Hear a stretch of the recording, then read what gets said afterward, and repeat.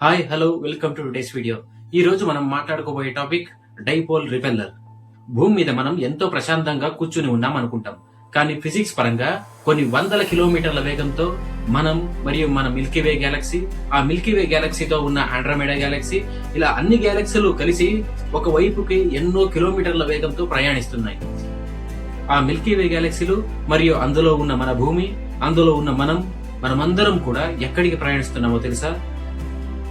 నిజానికి the great attractor అనేది అబద్ధమా? ద గ్రేట్ అట్రాక్టర్ అనేది అబద్ధమైతే మరి ఈ ప్రయాణానికి కారణం ఏమిటి? ఇవన్నీ కూడా ఈ వీడియోలో తెలుసుకుందాం. అందరూ కూడా లాస్ట్ వరకు చూడండి. ఈ వీడియో చాలా అంటే చాలా బాగుంటుంది. Let's get in to the universe. సైంటిస్టులు మన మిల్కీవే గ్యాలక్సీ మరియు దాంతో ఉన్న ఇతర గ్యాలక్సీలన్నీ కూడా ఇంత వేగంతో ఎక్కడికి ప్రయాణిస్తున్నాయి అనే దాన్ని కనుగొనడానికి ముఖ్యమైన కారణం ఏంటో తెలుసా? అదే cosmic microwave background. Cosmic microwave background అంటే బిగ్ బ్యాంగ్ జరిగిన, అంటే విశ్వం ఆవిర్భవించిన 3,80,000 సంవత్సరాల తరువాత విడుదలైన ఒక కాంతి అన్నమాట. ఈ కాంతి అనేది విశ్వమంతా ఒక రేడియేషన్ లాగా వ్యాపించింది.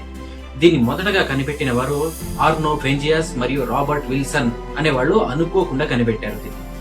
1980లో కాస్మిక్ మైక్రోవేవ్ బ్యాక్గ్రౌండ్ ని పరిశీలించినప్పుడు ఒక వింతైన విషయం అనేది తెలిసింది.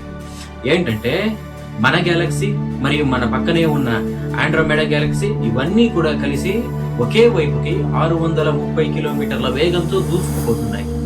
630 కిలోమీటర్ల వేగం అంటే ఇది మామూలు వేగం కాదు.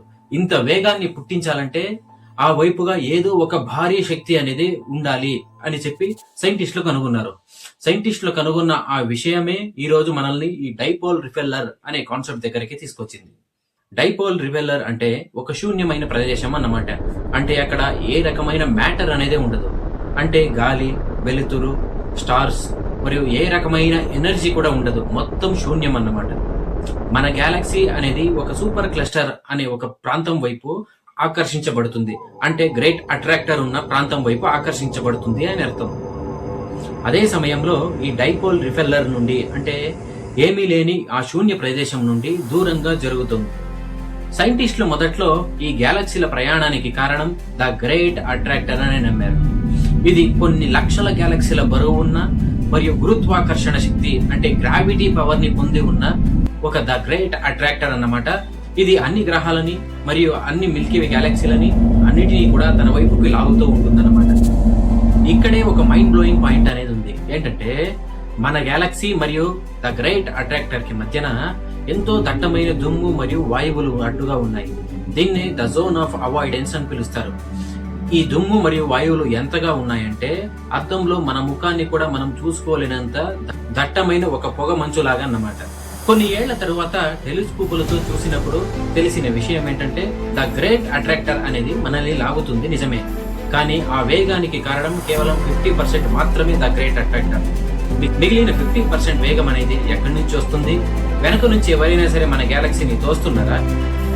వెనక నుండి మన గ్యాలక్సీలని ఎవరు తోస్తున్నారు అని అర్థం కావాలంటే ఇక్కడ ఇంకొక పదం అనేది అర్థం చేసుకోవాలి. అదేంటంటే లానియాకియా, అంటే హవాయి భాషలో అనంతమైన ఆకాశం అని అర్థం. 2014లో సైంటిస్టులు ఈ గ్యాలక్సీల ప్రవాహాన్ని బట్టి ఒక మ్యాప్ ని గీశారు.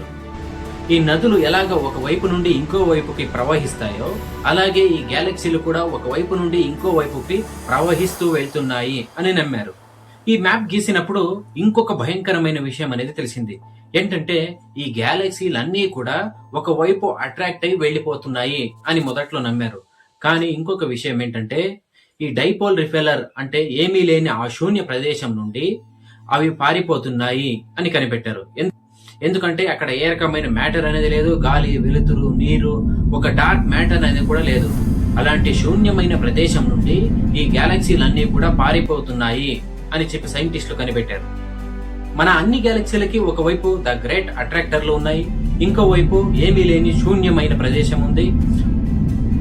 ముందు నుండి ద గ్రేట్ అట్రాక్టర్ లో మన గ్యాలక్సీల అన్నిటినీ కూడా లాగుతున్నాయి మరియు వెనక నుండి శూన్యం అనేది మనల్ని తరుముతూ వస్తుంది. దీనివల్లే అత్యంత వేగంతో మనం ప్రయాణిస్తున్నాం. ఈ డైపోల్ రిపెల్లర్ అనేది, అంటే శూన్య ప్రదేశం అనేది ఇప్పటికే ఎంత భాగాన్ని ఆక్రమించిందో తెలుసా? దీని వెడల్పు అనేది ఎంత ఉంటుందో తెలుసా? ఇది 500 మిలియన్ కాంతి సంవత్సరాల వెడల్పు అనేది ఉంటుంది. ఈ డైపోల్ రిపెల్లర్ వల్ల విశ్వమంతా విస్తరిస్తూ వెళ్తుంది. కొన్ని ఏళ్ల తర్వాత ఏమవుతుందంటే మన గ్యాలక్సీలని ఇతర గ్యాలక్సీలతో, అంటే మన గ్యాలక్సీతో ఉన్న ఆండ్రోమేడా గ్యాలక్సీ కానివ్వండి, ఈ అన్ని గ్యాలక్సీలతో ఏ రకమైన సంపర్కం కూడా లేకుండా ఒకటినొకటి విడదీసేస్తుందన్నమాట.